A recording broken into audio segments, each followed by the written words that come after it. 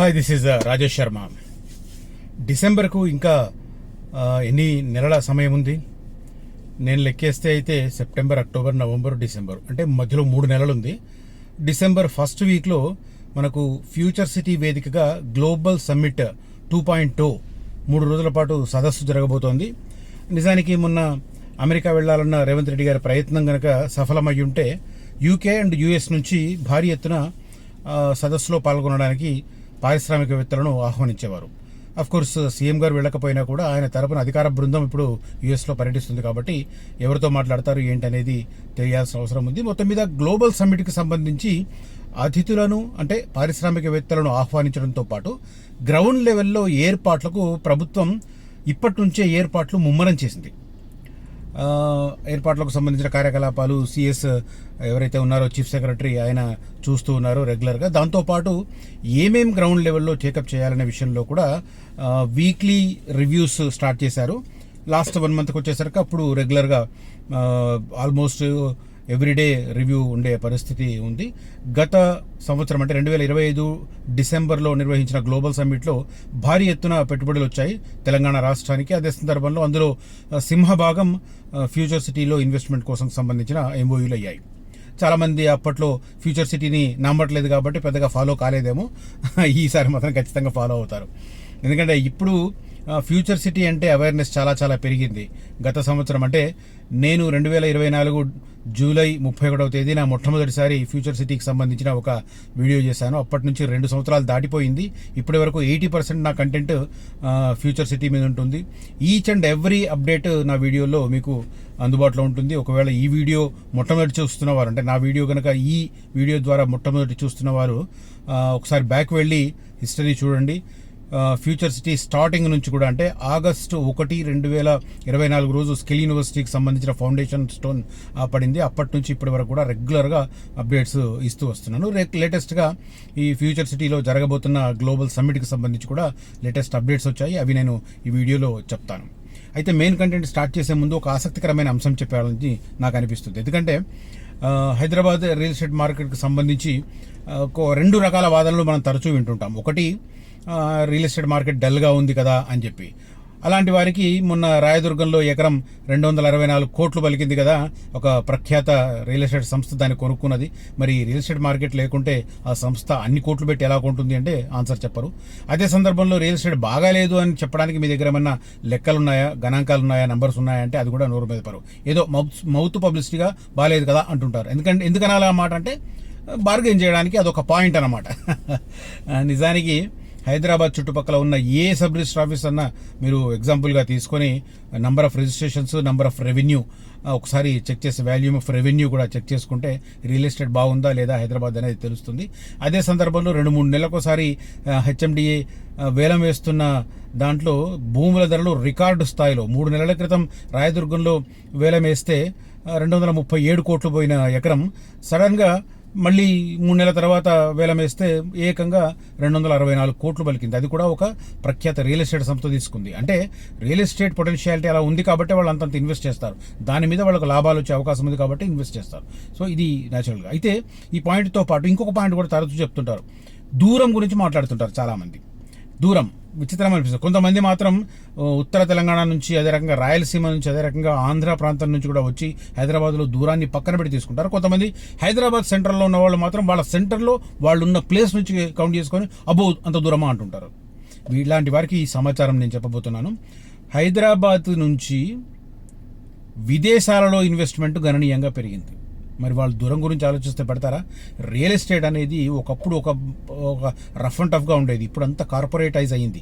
కాబట్టి భూమి మీద ఎక్కడ ఉండి ఎక్కడ పెట్టుబడి పెట్టినా కూడా మీ ప్రాపర్టీని సెక్యూర్ చేసుకునే అవకాశాలు పుష్కలంగా ఉన్నాయి. మార్గాలు పుష్కలంగా ఉన్నాయి. ఏదో కొని అక్కడ పాడేస్తాం అంటే కుదరదు. కొన్న తర్వాత కూడా వాటి మెయింటెనెన్స్కి సంబంధించి కావచ్చు, సెక్యూరిటీకి సంబంధించి కావచ్చు, చూసుకునే సంస్థలు కోకొల్లలుగా పుట్టుకొచ్చాయి. కాబట్టి ప్రాపర్టీ కొన్నప్పుడు అది ఏమైపోతుందో అన్న భయాందోళన అస్సలు అవసరం లేదు. రైట్, దానికి ఉదాహరణ చెప్తాను. ఇప్పుడు నేను దుబాయ్ రియల్ ఎస్టేట్లో 30% పెట్టుబడులు ఇండియన్స్ అంట.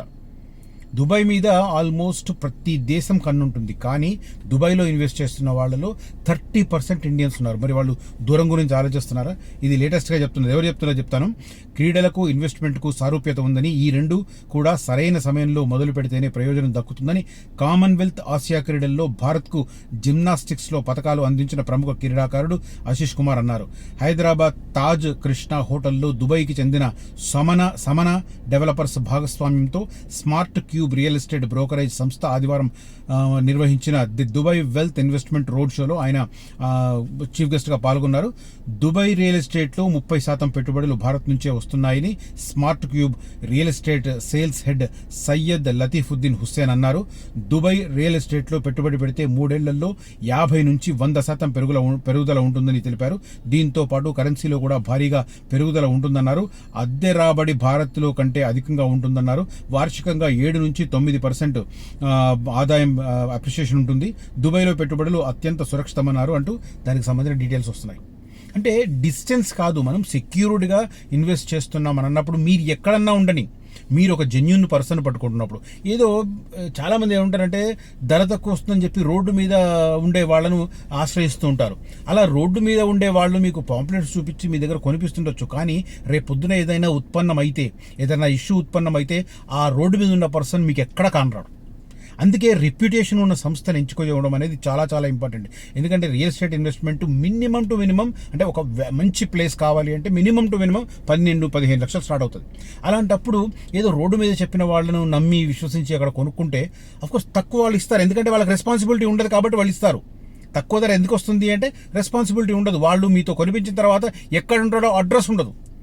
అదే రెప్యుటేషన్ ఉన్న సంస్థలో మీరు ఇన్వెస్ట్ చేస్తే ఖచ్చితంగా ఆ సంస్థ ఉంటుంది, ఆ సంస్థ ఇచ్చిన హామీలు నిలబడతాయి, మీ పెట్టుబడి సురక్షితంగా ఉంటుంది. అందుకే నేను పదే ఆ మాట చెప్తుంటాను, రైట్? ఇది డిస్టెన్స్ అది కాదు, ముఖ్యంగా మనం ఎంపిక చేసుకున్న సంస్థ అనేది చాలా ఇంపార్టెంట్, రైట్? ఇక coming back to the future సిటీకి సంబంధించిన ఇష్యూ. ఫ్యూచర్ సిటీలో మౌలిక సదుపాయాల కోసం, అంటే ఈ గ్లోబల్ సమ్మిట్ కండక్ట్ చేస్తున్నారు కాబట్టి దానికోసం ఏమేం చేయాలి అనే విషయంలో ప్రభుత్వం చర్యలు ప్రారంభించింది, నిధుల కేటాయింపు కూడా ప్రారంభించింది. దానికి సంబంధించి క్లుప్తంగా చెప్తాను 3-4 పాయింట్లు. ఫ్యూచర్ సిటీలో మౌలిక వసతుల కల్పనపై ఫోకస్, గ్రామాల అభివృద్ధికి FCDA ప్రణాళిక తయారు చేసింది. యంగ్ ఇండియా వర్సిటీ పరిధిలోనే, young India skill university work construction జరుగుతుంది కదా, దాని ఏరియాలోనే యాక్చువల్గా మొన్న లాస్ట్ ఇయర్ నిర్వహించిన ఏరియాను పూర్తిగా అమెజాన్ టాటా సెంటర్ ఎక్స్టెన్షన్కి ఇచ్చారు కాబట్టి ఇప్పుడు అక్కడ నిర్వహించడానికి లేదు. సో దాని పక్కనే రతన్ టాటా రోడ్ జంక్షన్ వస్తుంది, దాని పక్కనే స్కిల్ యూనివర్సిటీ ఉంది కాబట్టి అక్కడ ఈ సంవత్సరం గ్లోబల్ సమ్మిట్ 2.0 నిర్వహించడానికి ప్రభుత్వం ఏర్పాట్లు చేస్తుంది. గ్లోబల్ సమ్మిట్ నిర్వహణ అభివృద్ధి పనుల కోసం 150 కోట్లు విడుదల చేసింది, అలొకేషన్ కాదు. రోడ్లు, హైమాస్ లైట్లతో పాటు చెరువుల సుందరీకరణ పనులకు ప్లాన్ చేసింది. హైదరాబాద్, సైబరాబాద్లకు ప్రత్యామ్నాయంగా తలపెట్టిన ఫ్యూచర్ సిటీ పరిధిలో గ్రామాల్లో మౌలిక వసతుల కల్పనపై రాష్ట్ర ప్రభుత్వం దృష్టి కేంద్రీకరించింది. వచ్చే డిసెంబర్లో మరోమారు గ్లోబల్ సమ్మిట్ 2.0 తలపెట్టిన నేపథ్యంలో భారత్ భవిష్య నగర పరిధిలో మౌలిక వసతుల కల్పనకు ఫ్యూచర్ సిటీ డెవలప్మెంట్ అథారిటీకి రాష్ట్ర ప్రభుత్వం 150 కోట్ల నిధులు విడుదల చేసింది. FCDA పరిధిలోని ఇబ్రహీంపట్నం, మహేశ్వరం, కల్వకుర్తి అసెంబ్లీ సెగ్మెంట్ల పరిధిలోని 71 గ్రామాలు యాక్చువల్గా 2025 మార్చి 12న విడుదలైన జీవో ప్రకారం 69 జీవో ప్రకారం 56 గ్రామాలే. కానీ ఆ తర్వాత సీఎం గారు కొన్ని కలిపారు. ఆ తర్వాత శ్రీశైలం రోడ్డు వైపు భూసేకరణ సాధ్యం కాదని సాగర్ రోడ్డు వైపు ఉన్న కొన్ని గ్రామాలను కలిపి అక్కడ డ్రోన్స్ మ్యానుఫ్యాక్చరింగ్ హబ్కి మొండిగౌరెల్లి ఏరియాలో 821 ఎకరాలు ప్రభుత్వ ల్యాండ్ను TGIAC తీసుకొని దాన్ని డ్రోన్స్ మ్యానుఫ్యాక్చరింగ్ కంపెనీలకు కేటాయిస్తుంది, రైట్? ఇట్లా 71 గ్రామాలైనాయి. మౌలిక వసతులు 71 రెవెన్యూ గ్రామాల్లో మౌలిక వసతులు, అభివృద్ధి పనులు చేపట్టడంపైనే సర్కారు కసరత్తు చేస్తోంది.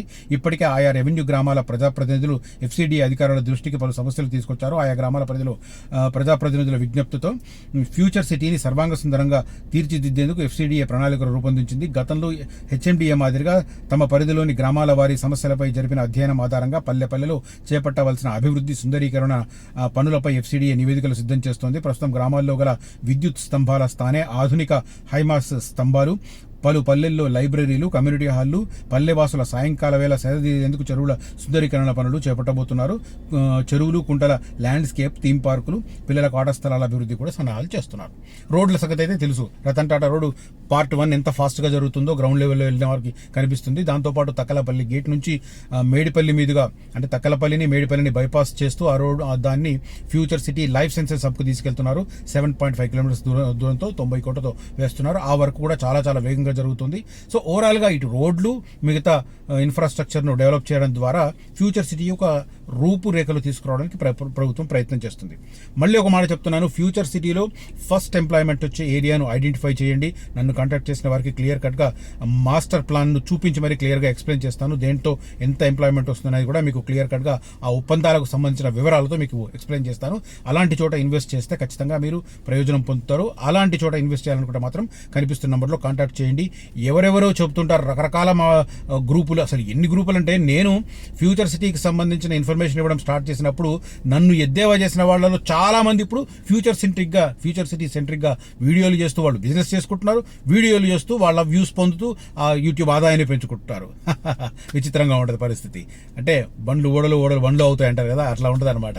మన లైన్లోకి వచ్చేస్తారు చాలా మంది. సో అట్లా జెన్యూన్ ఇన్ఫర్మేషన్ ఇచ్చే వాళ్ళ దగ్గర మీరు ఇన్వెస్ట్ చేయండి, ఖచ్చితంగా లాభపడతారు.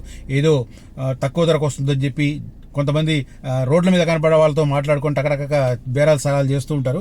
అదొకటి ఇంపార్టెంట్. తర్వాత ప్రభుత్వం సేకరించి ప్రజల కోసం 600 ఎకరాలను డెవలప్ చేసి ప్లాట్లుగా ఇచ్చింది. దాంట్లో కూడా విపరీతంగా రేట్లు పెరిగాయి. కాకపోతే ఒకటి గుర్తుపెట్టుకోండి, అది data centres area. Data centres ఏర్పాటైన ఏరియాలో భూగర్భ జలాలు ఎలా అంతరించిపోతాయో సైంటిఫికల్లీ ప్రూఫ్ అయింది. చాలా చాలా నివేదికలు ఉన్నాయి.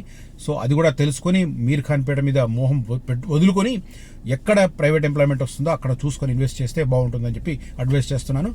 నా మాటలు విశ్వసించదగినట్టుగా అనిపిస్తే కనిపిస్తున్న నెంబర్లో కాంటాక్ట్ చేయండి. నేను చెప్పిన చోట ఇన్వెస్ట్ చేయండి. Thank you so much for watching this video. Signing off Rajesh Sharma. జై హింద్.